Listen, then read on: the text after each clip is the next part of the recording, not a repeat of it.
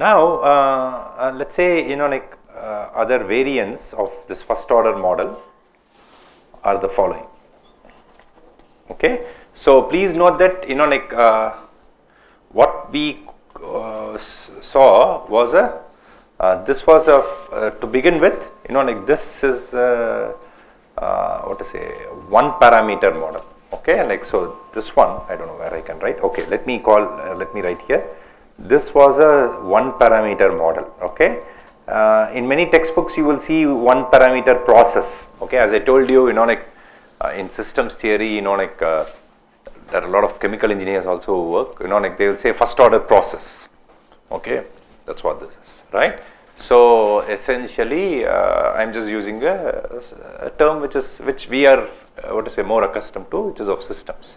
Okay, so this is a one parameter model. Why? Because you give me capital T, I know the model, right? The transfer function has only one parameter, 1 by capital T s plus 1. So let's say you give me the value of capital T, I am done, right? I know the system model. Okay, that's why we call it as a one parameter model. Okay, now are there any other variants, okay, of this model? So let's look at this. So another variant is this t dy dt plus y of t is equal to b u of t. Okay, b is some real number. Okay, of course b not equal to 1, right? So because obviously b is 1, we end up with the same case as before, right? So what will be the plant transfer function in this case?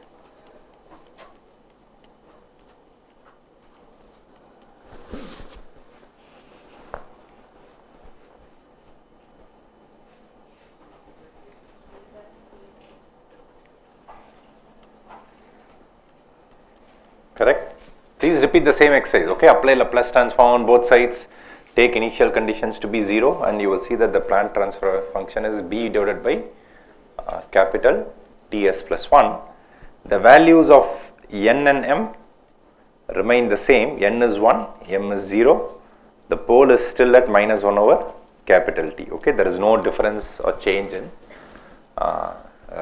those aspects, right? But what changes now? So let's say we get the unit step response. Okay, now unit step response means u of s is going to be equal to 1 divided by s, right? So this implies that y of s is going to be equal to p of s times u of s, which is going to be equal to b divided by s times ts plus 1. So what will be y of t?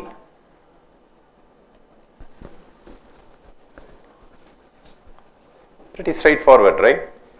So we already know the answer of what happens when we have 1 divided by s times ts plus 1. So the y of t is just going to be b multiplied by e power minus t by capital T. So the only difference we get is that the steady state output is now b rather than 1. Okay, that is the change which comes, right? So if you plot y of t and t, right?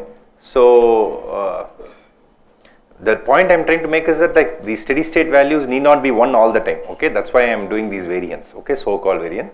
So the output will go from 0 and then like it will settle down to b. Okay, so that's what will happen. Okay, in this particular case. Clear? Okay. But there is another way in which you can find the steady state output. So suppose if you want to find the steady state value of the unit step response, you can also use the final value theorem. What does the final value theorem tell? Limit t tending to infinity y of t is going to be equal to limit s tending to 0 s times y of s, right? So if I use this expression, this is going to be limit s tending to 0, s times y of s is going to be this b divided by s times ts plus 1, right? So s and s cancels, you immediately see that I am going to get b. Okay, so this b for that reason is what is called as a steady state gain.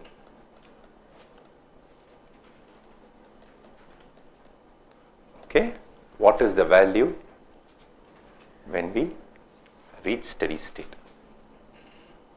Okay, steady state means like a t tending to infinity, what is the value to which the unit step response will go towards. Okay, so that's the steady state gain. In the previous variant of the first order system, we implicitly assume that the steady state gain was unity, but it need not be. That's what I am telling you, right? You can have steady state gains not being 1. That's perfectly fine. But everything else remains the same. The dynamic characteristics as far as time constant, settling time is still 4 times capital T, that remains the same. But now what will happen? You will see that if you substitute T equals capital T, y of T will be B times 0.632. That's why the definition was 63.2% of the final value, not just 0.632. Okay, if you look at the definition. Similarly, if you calculate what is y at T equals 4T, you will get 0.982 B. So the output would have reached 98.2% of the final value, which is B once again, right? Small b. Okay, so that's what is called by steady state gain. So immediately you see that this is a 2-parameter model. 2-parameter model or 2-parameter process. Okay, so this people will call first order model with non-unity steady state gain, right? So that's the variant. And a third variant which people can have, which essentially occurs in many practical processes. You will look at this variant even when you come to the lab. Okay, in many practical systems, you may have a system like this. Okay, so what this is of course TD is a real number which is positive. So TD is the delay time, right? So we have already encountered what was let me put it as time delay, right? So we have encountered what was time delay before, right? So that is, you give an input, output starts from 0 only after the interval of TD, right? So that's time delay, right? So immediately we know that the plant transfer function is going to be what? Y of s divided by u of s. It's going to be b e power minus TDS divided by TS plus 1, right? How did we get this? B by TS plus 1 is for the previous one. Now you get an additional factor due to the time delay, which we have already calculated, right? When you take Laplace transform of u times t minus td, you are going to get u of s times e power minus TDS. That's how we got this. Of course, you see that this makes the problem infinite dimensional, right? Because like e power minus TDS, you have a power series expansion. Then we looked at Paday's approximation and so on, right? So if I use the Paday's approximation, what will I get? I will have 2 minus TDS divided by TS plus 1 times 2 plus TDS, right? If I use a Paday's first order approximation, right? So if I use Paday's first order approximation, okay? So, but the thing is, now this is a, how many parameters do we have? We have 3 parameters. So this becomes a 3-parameter model. Okay, so that's another variant. Okay, so this people will call as a first order system with a non-unity gain and time delay. Okay, some in chemical engineering references and all, you will see first order process plus time delay. Okay, so that's a term which they will use. Okay, so this is the model which is used, and this is the transfer function which comes about as a result. Okay, so you see that you have 3 parameters too. So once again, the dynamic characteristics remain the same. The time constant definition is the same. The steady state gain is once again B. Okay, only the difference is that now we have added a time delay factor. Okay, so that's the change that happens. Okay. Okay, is it clear? What is a first order system? Right? Okay. So now we go to second order systems.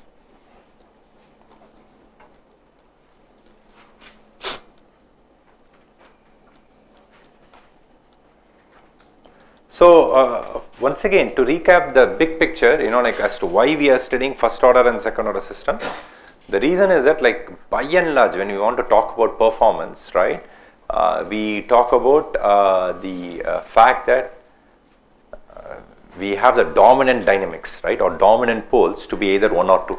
That is like what is close to the imaginary axis, right? That's why, you know, like when you want to specify performance, we look at either first order or second order systems. You know, like that's the motivation, you know, like behind looking at first order and second order systems for deriving performance parameters. Okay, so that is the big picture once again. So typically second order systems are motivated from vibration problems, you know, like so, and due to that reason their governing equation is written in a certain structure. Okay, we will see how it is written. Okay, so as I told you, you can have the general governing equation. That's why I wrote the general governing equation, right? A naught dny dtn plus a n dn minus 1 y dtn minus 1 and so on, right? That is the general structure, you know, like as far as we are concerned. We are considering specific structures motivated by some physical practical applications. Okay, like that's what we are doing. Okay, so the governing equation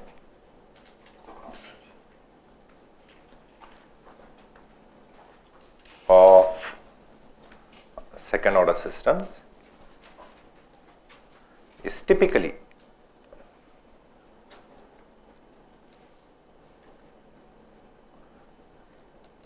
taken as the following. Okay, what is that? So typically what we do is that, like, we take it as d squared y dt square plus 2 zeta omega n dy dt plus omega n square y of t is equal to omega n square u of t. Okay, so that's the general governing equation here. Okay, so once again, that's why I said, you know, it's typically taken to be this. Okay, so immediately you can see that n is equal to 2, right? So m for this particular case happens to be 0. You can also have m to be 1. Okay, you can also have a derivative of u on the right hand side, can happen. But as I told you, we would take it off to be of this particular structure. Okay, and we'll see what happens when we have n to be 1. Okay, that is, we have a term on the right hand side, what really happens to the system's response. Okay, that's something which we look at as we go along. Okay, so we can see that immediately. Of course, before we calculate the poles, you know, like the value zeta is what is called as the damping ratio. Okay, omega n is what is called as the natural frequency of the system. Okay, we would revisit these parameters, you know, like, and then I would ask you to define these parameters. Okay, like we are going to look at the physics behind these choices, right? So behind this choice of model, right? We'll look at them. But then, like for tomorrow's or let's say for the next class, you know, I should say, you know, like, please figure out what is the definition of natural frequency and come. Okay, so a clear, crisp definition, okay, of what you mean by natural frequency. Okay, we discuss this as we go along, right? And it so happens that we will what to say, figure out later that for stability of the system, please remember, we can only talk about performance only if you have a stable system to begin with, right? Is it not? Right? It so happens that for stability of this class of systems, the sufficient condition is zeta being greater than 0, omega n being greater than 0. Okay, so that is the sufficient condition. Of course, in general, we will see that you know, like the system will be stable if zeta and omega n are real numbers of the same sign. Okay, but then, like, practically we want essentially we are associating some physical meaning with these parameters zeta and omega n. So consequently, we take it to be positive, right? Damping ratio and natural frequency are going to be positive numbers. So zeta greater than 0, omega n greater than 0 is sufficient for me to give me stability. Okay, we will also later see that if you treat zeta and omega n as two parameters without associating any physics to them, we just need them to be of the same sign. Okay, even if they are both negative, we can have stability from a mathematical perspective. But then, like, physically we don't have frequencies being negative, right? So that's why we are taking this particular condition. Okay, this is only sufficient, please remember that. So now can you take the Laplace transform on both sides and calculate the system transfer function?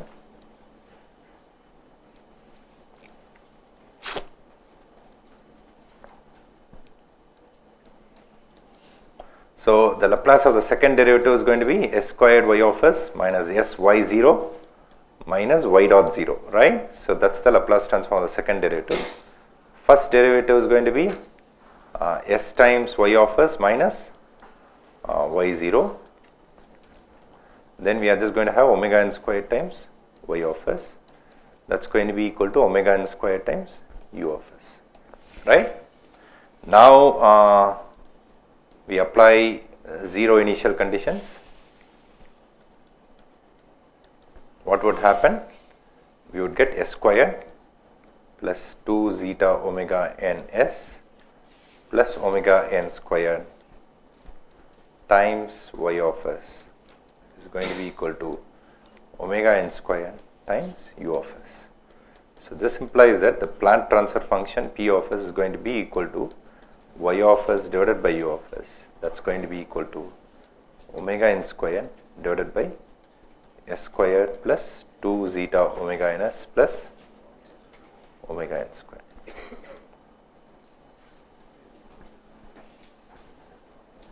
Okay.